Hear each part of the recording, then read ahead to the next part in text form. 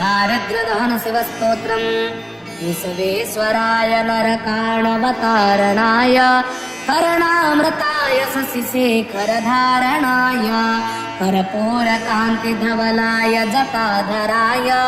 दारिद्र्यदुःखदयनाय नमः शिवाय गौरीप्रियाय रजनीशकलाधराय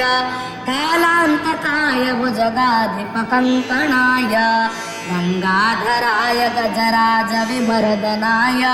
दारिद्र्यदुःखदहनाय नमः शिवाय भक्तप्रियाय भवरोगभयापयाय उग्राय दुर्गभवसागरतारणाय ज्योतिर्मयाय गुणनाम सुनृत्यकाय दारिद्र्यदुःखदहनाय नमः शिवाय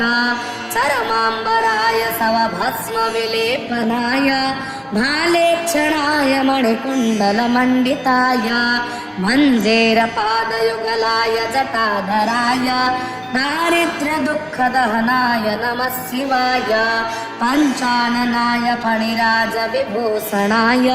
हेमांशुकाय भुवनत्रयमण्डिताय आनन्दभूमिवरदाय तमोमयाय दारिद्र्यदुःखदहनाय नमः शिवाय भानुप्रयाय भवसागरतारणाय कालान्तकाय कमलासनपूजिताय नेत्रत्रयाय शुभलक्षणलक्षिताय दारिद्र्यदुःखदहनाय नमः शिवाय रामप्रियाय रघुनाथवरप्रदाय नागप्रियाय नरकाणवतारणाय पुण्येषु पुण्यभरिताय सुरार्चिताय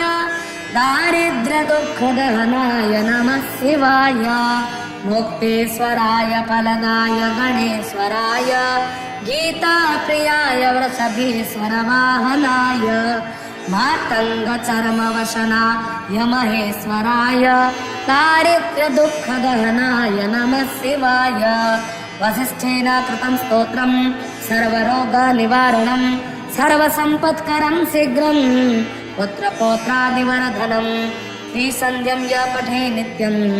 स हि स्वर्गमवाप्नुयात् इति श्रीवसिष्ठविरचितं दारिद्र्यदहन शिवस्तोत्रं सम्पूर्णम्।